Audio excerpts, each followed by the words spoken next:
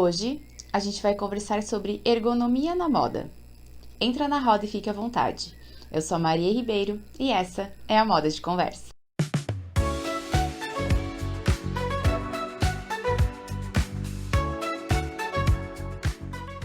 Maria, peraí. Eu ouvi certo? Eu ouvi ergonomia na moda? Mas isso não era uma coisa relacionada à área da saúde, em que os profissionais faziam avaliações da área de trabalho para identificar pontos sensíveis ali, né? Que podem prejudicar o conforto e a segurança de quem trabalha naquele ambiente, enfim, não era algo relacionado a isso? Sim, porém, a ergonomia evoluiu e muito, e hoje a gente utiliza ergonomia, sim, nossos projetos de design, inclusive de moda. Eu vou trazer duas definições para vocês, uma da década de 70 e outra de 80, e depois a gente vai conversar sobre essa evolução da ergonomia aí, né, que é utilizada até nos produtos de design. A primeira delas fala assim: o conjunto dos conhecimentos científicos relativos ao homem e necessários para a concepção de ferramentas, máquinas e dispositivos que possam ser utilizados com o máximo de conforto, de segurança e eficácia. Essa citação é do Wisner, eu acho que fala assim, de 1972. E a segunda é: qualquer que seja o nome utilizado, o que se pretende é o estudo dos diferentes aspectos laborais com o propósito de otimizá-los. De Lomov e Venda, de 1983. Nos Estados Unidos, né, eles utilizam o termo fatores humanos, não ergonomia, né? Mas é basicamente a mesma coisa. Eu, inclusive, fiz mestrado nessa área. Então, o meu mestrado tinha o foco em fatores humanos em interfaces físicas, porque também existem interfaces digitais, né?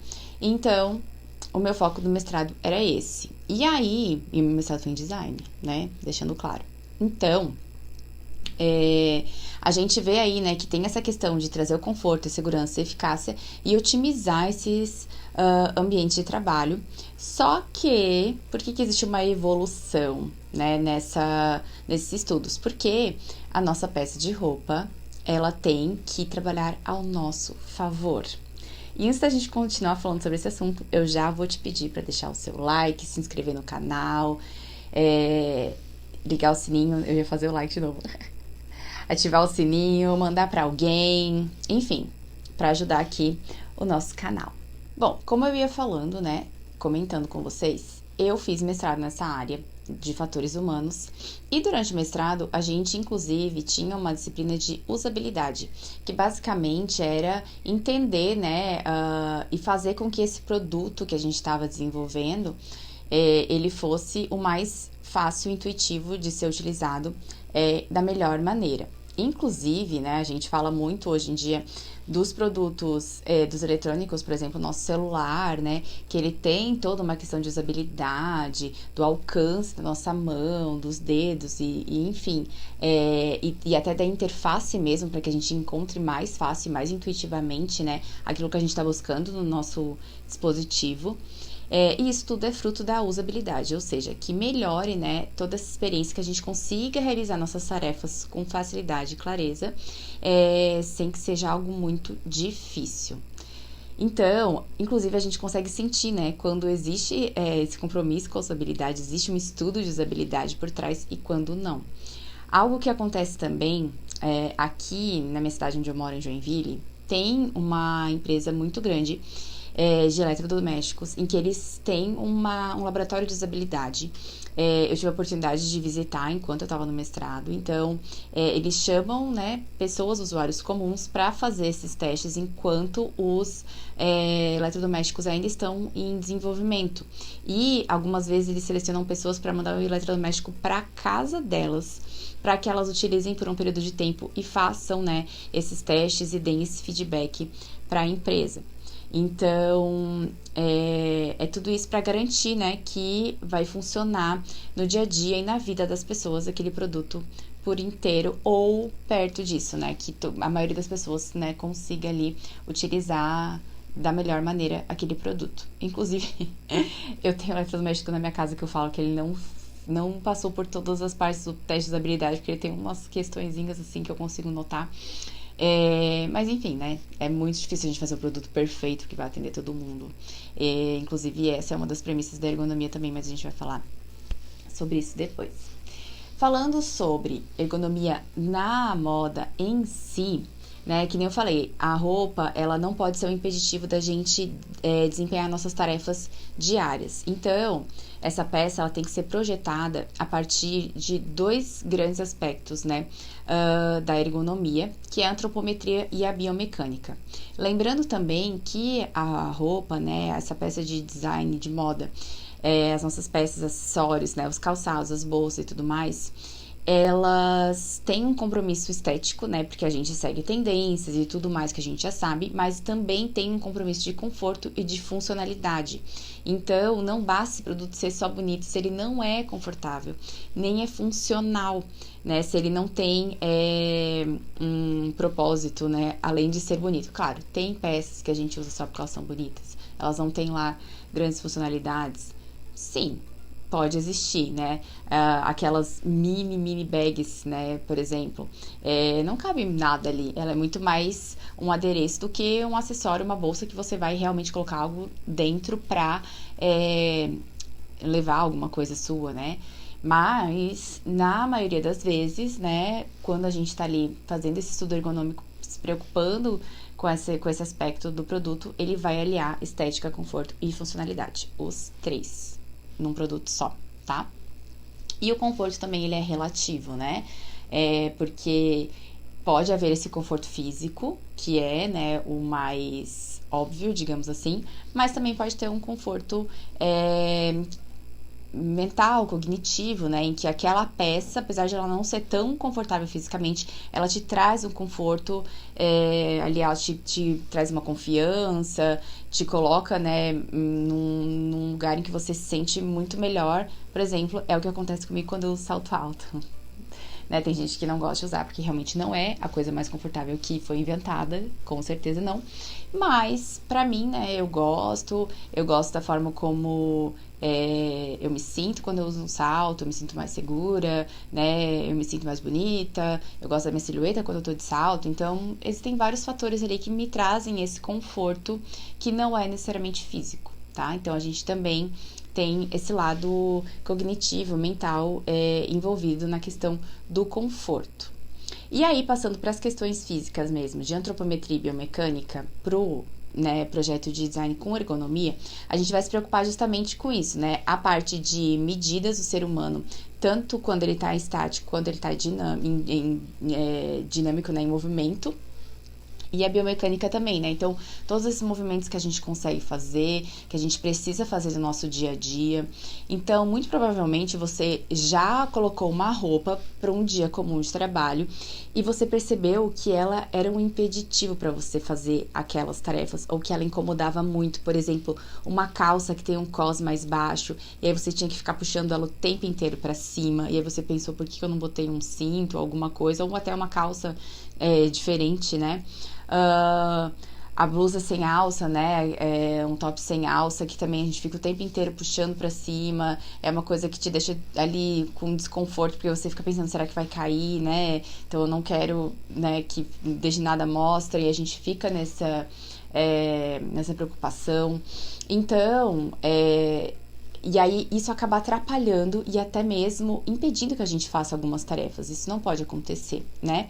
Inclusive, né, quando eu falo muito sobre o nosso estilo, que nossa rotina e as tarefas que a gente desempenha na nossa vida influenciam o nosso estilo, é justamente nesse ponto também. Porque se a gente vai utilizar algo que não é ergonômico, isso vai ser um impeditivo para a gente realizar nossas tarefas com o desempenho que a gente necessita e que a gente espera, né? Por exemplo, eu, como professora em sala de aula, ficava horas em pé, precisava me deslocar, né, diversas vezes pelo campus, em distâncias relativamente grandes. Então, eu tá lá de saia lápis, salto alto, né, não condiz com aquele ambiente. Então, eu precisava estar confortável, eu precisava que a minha roupa me ajudasse a desempenhar aquela tarefa, né?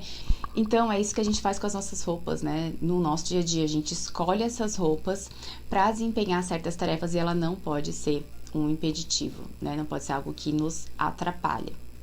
E aí, como é que a gente traz essas soluções, né, dentro do design de moda? Então, a parte de antropometria entra a questão da modelagem, né, que é essa estruturação, essa construção da peça, que vai estar ligada ao tecido que está sendo utilizado, aos aviamentos que estão sendo utilizados, né?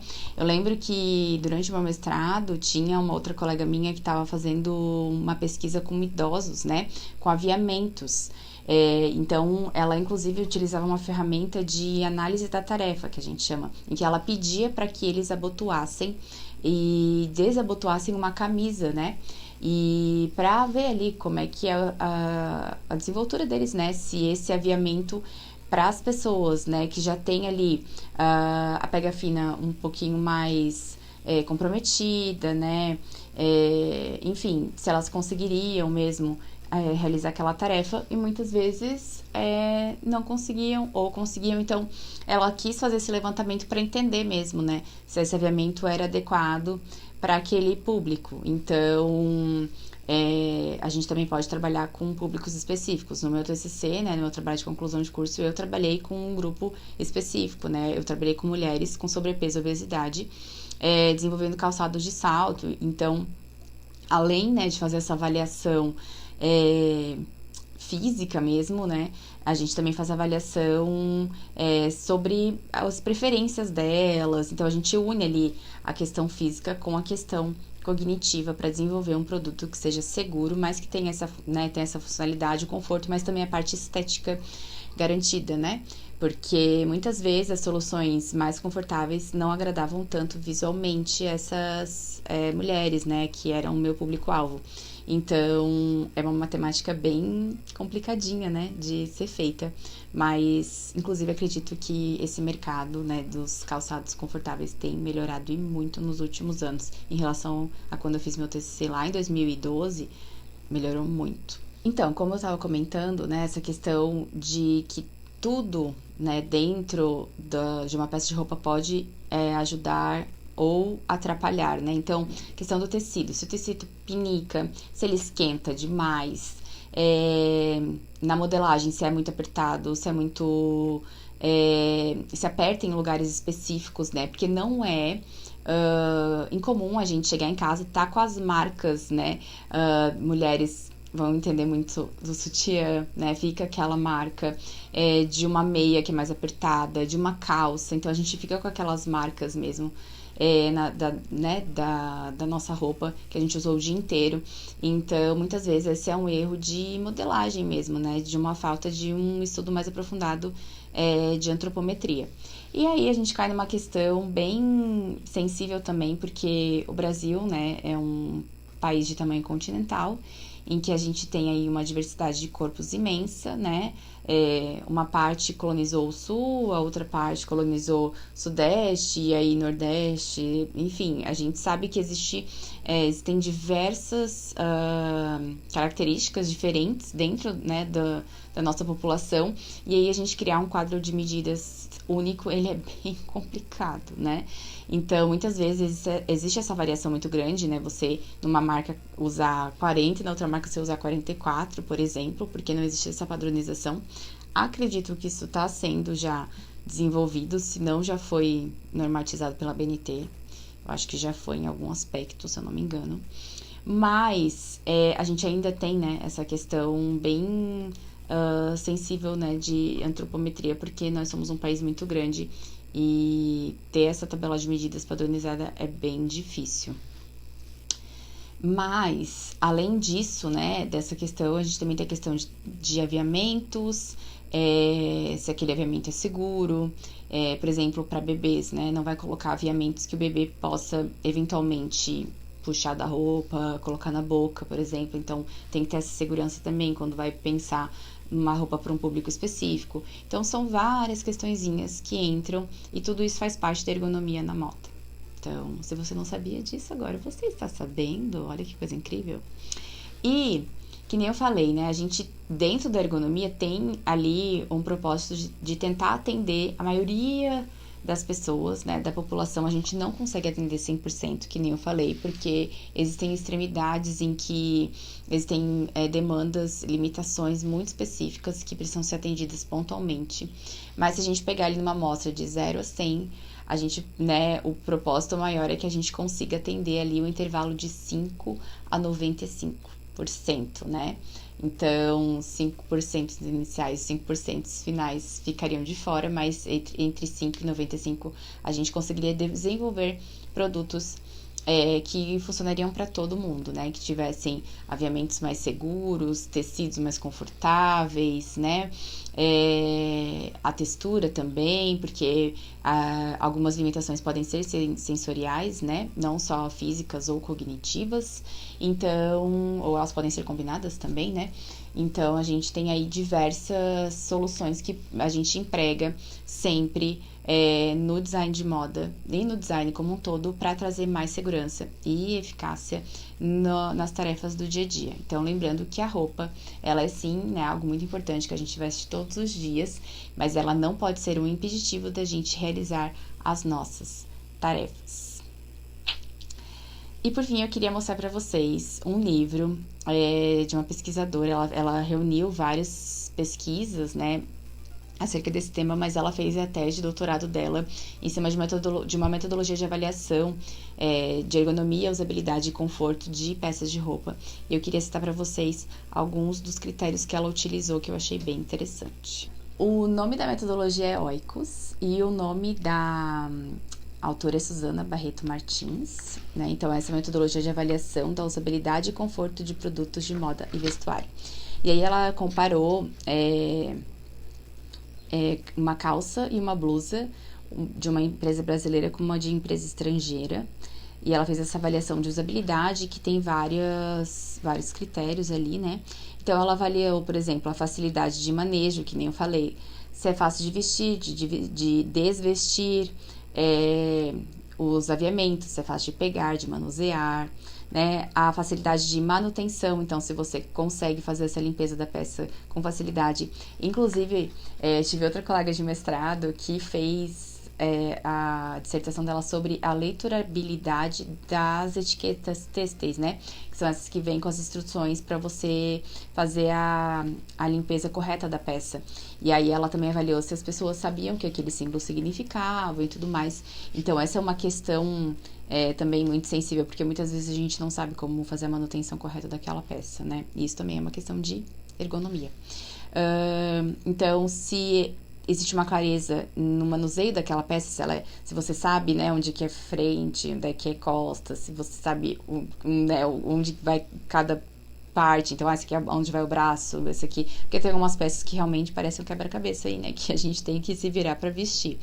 Se é uma peça segura, né, se é uma peça que não pinica, se ela não te aperta, se não machuca a tua pele, se tu consegue ter essa mobilidade, esse alcance com a peça, se não é um tecido inflamável, por exemplo, né?